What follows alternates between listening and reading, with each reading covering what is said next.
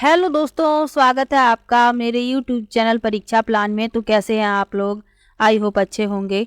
तो जैसा कि आप लोगों को पता है कि EVS को मैं NCERT से पढ़ा रही हूं और NCERT के शॉर्ट नोट्स बनाकर पढ़ा रही हूं।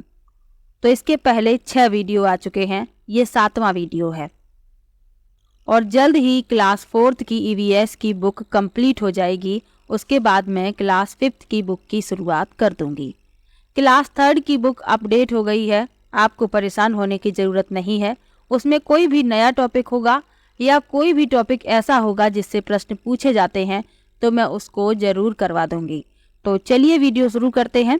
वीडियो देखने के बाद यदि आपको अच्छा लगे तो वीडियो को लाइक और शेयर कीजिएगा और यदि आप चैनल पर नए हैं तो चैनल को सब्सक्राइब कर लीजिए। मैं कंप्लीट EVS पढ़ाऊंगी। तो चलिए शुरू करते हैं आज के वीडियो को। पिछले वीडियो में मैंने आपको मधुबनी चित्रकला के बारे में बताया था और प्याज की फसल के बारे में बताया था। अब इसके पहले जो लेसन था पाठ 15, उसमें कोई भी ऐसा टॉपिक नहीं था जिससे प्रश्न पूछे जाते हों, तो मैंने उसके नोट्स नहीं बनाए। पाठ 16 जो है इसके मैंने नोट्स बनाए हैं और इससे प्रश्न कई बार पूछे गए हैं। पाठ का नाम है चू चू करती आई चिड़िया, यानी कि चिड़ियों के बारे में इसमें बताया गया है। चिड़ियों के घोंसलों के बारे में बताया गया है और घोंसलों से ही प्रश्न पूछा जाता है। तो आपको ये सब याद रखना है जो मैं आज के लेसन में बताऊंगी। तो सबसे पहले इस लेसन में गिजू भाई बधेका के बारे में बताया गया है। इन्हें आप इस चित्र में देख सकते हैं। ये गुजरात के रहने वाले थे, यानी कि ये गुजरात में रहते थे। वे बच्चों के लिए मजेदार किस्से और कहानियां और पत्र लिखते थे। इन्हें मूंछों वाली माँ भी कहा जाता है, यानी इनका व्यवहार बिल्कुल माँ जैसा था, तो इसलिए इन्हें मूंछों वाली माँ भी कहा जाता है। इनके बारे में आपको इतना जानना आवश्यक था।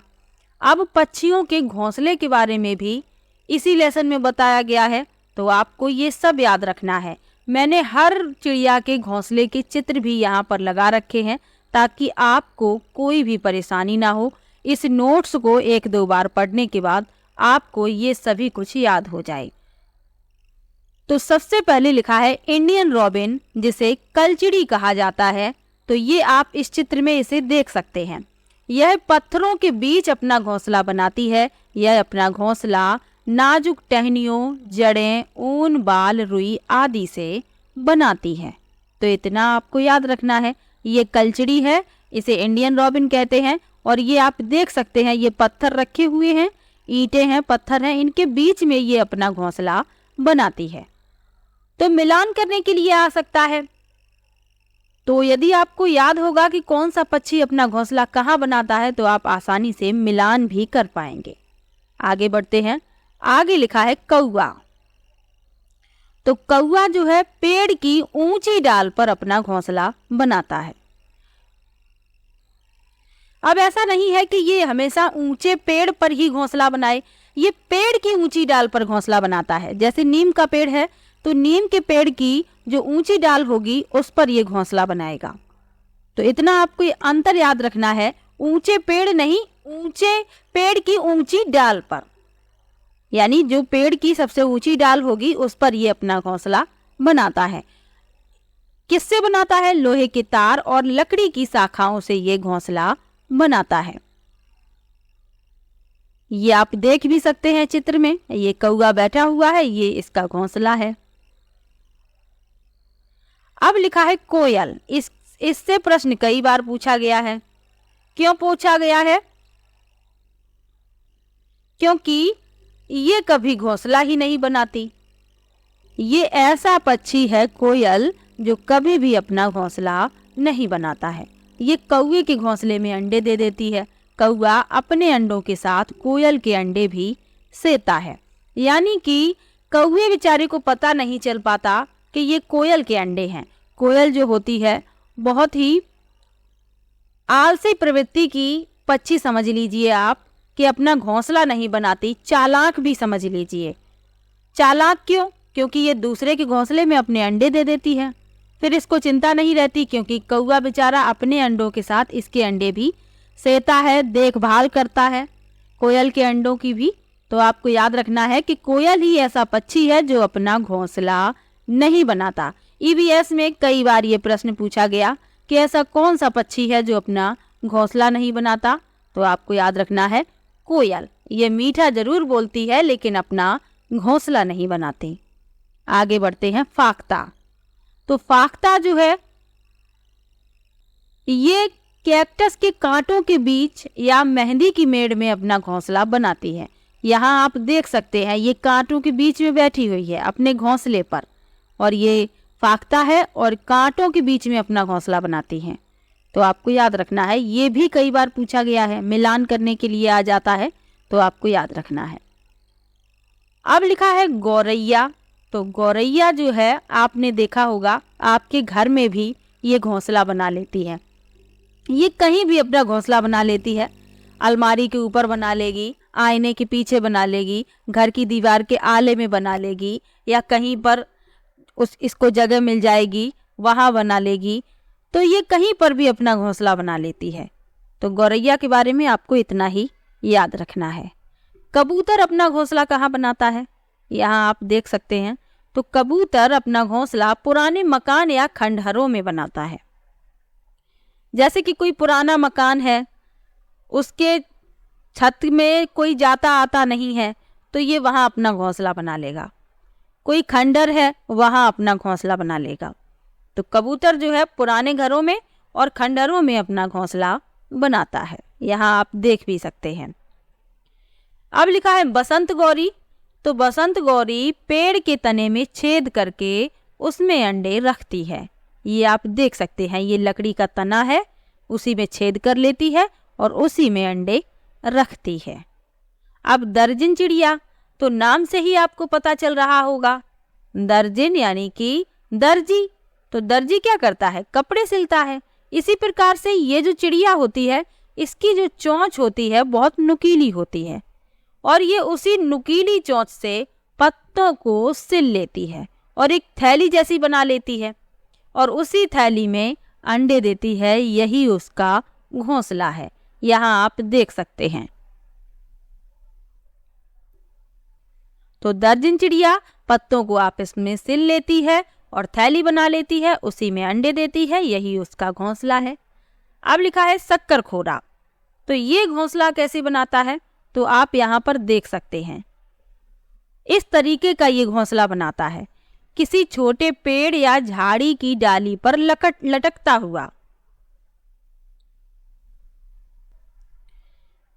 यानी कि कोई छोटा पेड़ होगा या झाड़ी होगी, उस पर ये लटकता हुआ जो घोंसला बनाता है। घोंसले में बाल, बारीक घास, पतली टहनियाँ, सूखे पत्ते, रुई, पेड़ की छाल के टुकड़े, कपड़ों के चीथड़े और मकड़ी के जाले भी होते हैं। इतने चीजों से ये अपना घोंसला बनाता है। तो आपको याद रखना है, शक्करखोरा छोटे पेड़ या डाली से या झाड़ी से लटकता हुआ घोंसला बनाता है। इस प्रकार से बहुत ही अच्छा घोंसला ये बना लेता है। आगे लिखा है वीवर। तो वीवर जो होता है ये लालटेन की तरीके से घोंसला बनाता है, आप देख सकते हैं। अब वीवर क्या करता है? जो नर वीवर होता है वो कई घोंसले बनाता है। मादा क्या करती है? उन सभी घोंसलों को देखती है, उसे जो अच्छा लगता है उसी में अंडे देती है। तो ये अपने घोंसले लालटेन की तरीके से लटकते हुए बनाते हैं। जो अभी मैंने यहाँ पर बताया, इनमें आपको अंतर क्या याद रखना है? शक्करखोरा का जो घोंसला है ये छोटे पेड़ या डाल से लटकता हुआ है, झाड़ी से, और लालटेन की तरीके से नहीं है, इस तरीके से है। और इनका जो घोंसला है ये लालटेन की तरीके से है। बस आपको इतना अंतर याद रखना है।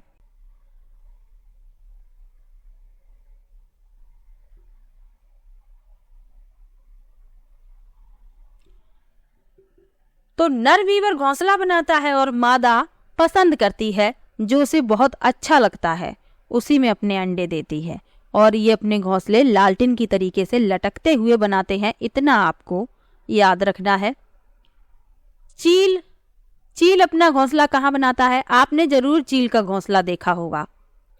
तो चील जो होते हैं ऊंची शाखाओं पर और ऊंचे स्थान पर घोंसला बनाते हैं।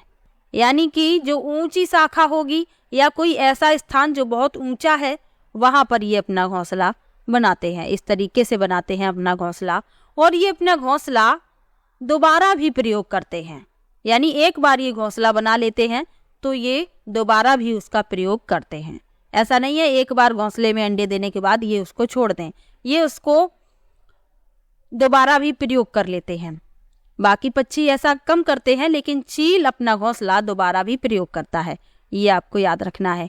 अब लिखा है गिद्ध, तो गिद्ध अपना घोंसला सुनसान पेड़ों पर चट्टानों की दरारों में बनाते हैं। जो गिद्ध होते हैं ये सुनसान इलाका देखते हैं और जो चट्टानों की दरारें होती हैं उनमें अपना घोंसला बनाते हैं। इस चित्र में आप गिद्ध को देख सकते हैं, ये चट्टान पर ही बैठे हुए हैं और यहीं दरार में इनका घोंसला होगा। उल्लू जो है पेड़ के किसी खोखले भाग को अपना घोंसला बना लेते हैं, ये आप देख सकते हैं। पेड़ में कोई खोखला भाग होगा तो ये उसी में अंडे दे देते हैं, वही इनका घोंसला होता है। यहाँ आप ये उल्लू को बैठा हुआ भी देख सकते हैं। तो ये जो घोंसले हैं इनसे प्रश्न पूछा जाता है, इसलिए आपको इनके बारे में याद रखना है और इससे बाहर प्रश्न नहीं आएगा, आपको इतना ही याद रखना है। अब इसी लेसन में जानवरों के दांतों के बारे में भी बताया गया था। जो जानवर होते हैं इनके दांत अलग अलग तरीके के होते हैं, तो इनके बारे में भी बताया गया था। तो जो गाय होती है, गाय के आगे के जो दांत होते हैं वो छोटे होते हैं। क्यों छोटे होते हैं? ये पत्तों को काटने के काम आते हैं। घास चबाने के लिए पीछे के दांत चपटे और बड़े होते हैं। यहाँ आप इस गाय के बच्चे के सिर्फ आगे वाले दांत देख सकते हैं। तो ये आगे के दांत किस लिए हैं? घास को काटने के लिए, पत्तों को काटने के लिए, और चबाने के लिए पीछे के दांत हैं चपटे और बड़े। बिल्ली के दांत कैसे होते हैं? यहाँ आप देख सकते हैं, ये बिल्ली अपना मुंह खोलकर अपने दांत दिखा रही है। तो बिल्ली के दांत नुकीले होते हैं जो मांस को फाड़ने और काटने के काम आते हैं। सांप के दांत कैसे होते हैं? सांप के दांत आप इस चित्र में देख सकते हैं। सांप के जो दांत होते हैं नुकीले होते हैं, लेकिन ये जो दांत होते हैं ये तब प्रयोग करता है सांप जब किसी को डसता है। लेकिन ये जो शिकार अपना करता है ये चबाता नहीं है बल्कि पूरा निगल जाता है। ये भी प्रश्न पूछा गया है। प्रश्न पूछा गया था कि सांप जो है अपना शिकार कैसे करते हैं, यानी सांप के शिकार करने के बारे में जो सत्य कथन है उसे बताइए। तो आपको याद रखना है कि ये शिकार को चबाते नहीं बल्कि पूरा निगल जाते हैं। अब गिलहरी के जो दांत होते हैं हमेशा बढ़ते रहते हैं, तो ये क्या करती है?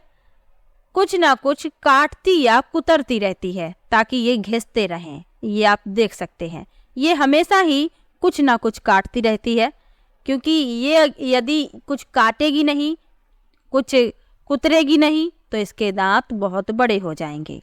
तो आपको याद रखना है चूहे के दांत भी हमेशा बढ़ते रहते हैं, इसलिए वह भी कुछ ना कुछ काटता या कुतरता रहता है। लेकिन एनसीईआरटी की बुक में गिलहरी के बारे में लिखा था, इसलिए मैंने यहाँ सिर्फ गिलहरी के बारे में आपको बताया है, लेकिन चूहे के बारे में भी आपको याद रखना है। ऑप्शन में आपको दोनों एक साथ कभी नहीं मिलेंगे, या तो गिलहरी मिलेगा या चूहा मिलेगा, और अभी तक गिलहरी ही ऑप्शन में आया है। तो आपको याद रखना है कि इसके दांत हमेशा बढ़ते रहते हैं, इसलिए ये कुछ ना कुछ काटती या कुतरती रहती है ताकि ये घिसते रहें।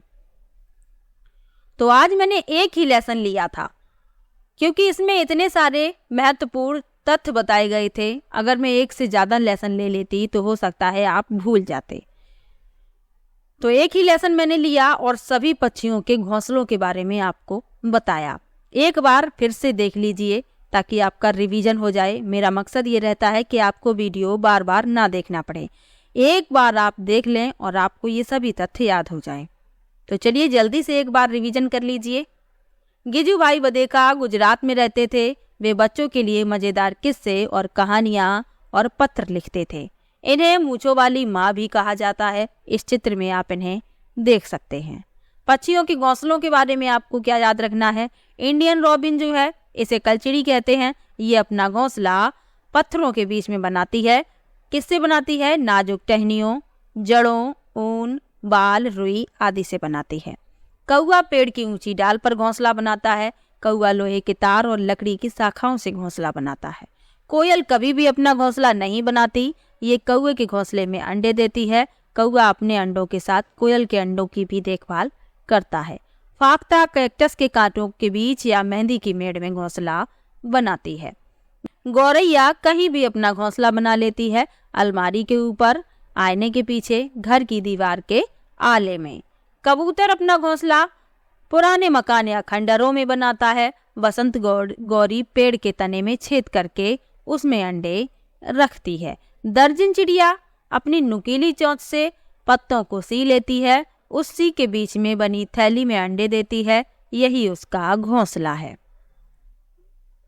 शकरखुरा छोटे पेड़ या झाड़ी की डाली पर लटकता हुआ घोंसला बनाता है। घोंसले में बाल, बारीक घास, पतली टहनियाँ, सूखे पत्ते, रुई पेड़ की छाल, टुकड़े, कपड़ों के चीथड़े और मकड़े के जाले भी होते हैं।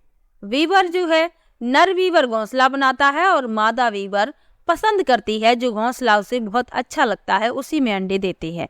इनके घोंसले लालटेन के तरीके से लटकते हुए बनते हैं, इस तरीके से। चील ऊंची शाखाओं और ऊंचे स्थान पर घोंसला बनाता है और ये अपने घोंसले को दोबारा भी प्रयोग करता है।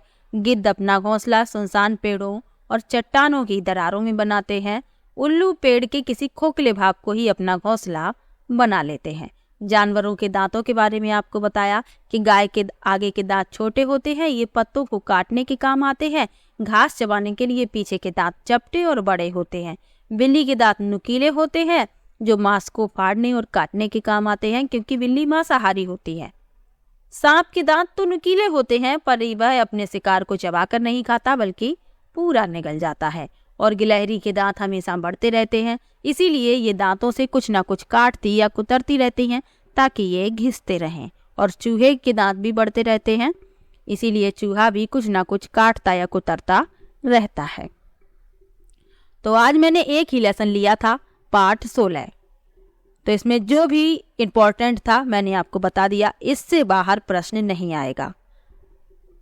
और आपका जो एग्ज़ाम है उसकी जो डेट है, एक दिन कम हो गया है आपके एग्ज़ाम में, यानी आपका 15 दिसंबर को होने वाला था, अब आपका 14 दिसंबर को होगा।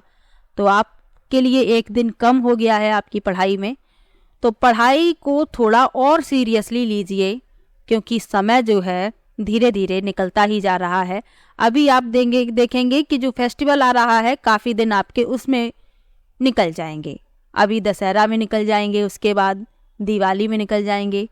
तो आप अपनी पढ़ाई को समय देते रहिए ताकि बाद में आपको ये ना लगे कि मैंने समय रहते पढ़ाई नहीं कर पाई और मेरा एग्ज़ाम क्लियर नहीं हो पाया। तो इसीलिए मैं कह रही हूँ ऐसा आपको सोचना ना पड़े, आप इसीलिए पढ़ते रहिए। थोड़ा थोड़ा भी पढ़ते रहेंगे, आपका एग्ज़ाम आसानी से क्लियर हो जाएगा। तो चलिए मिलते हैं नेक्स्ट वीडियो में, और कहीं पर भी आपको डाउट हो आप कमेंट बॉक्स में ज़रूर लिखिएगा। तो मिलते हैं नेक्स्ट वीडियो में, तब तक के लिए बाय बाय।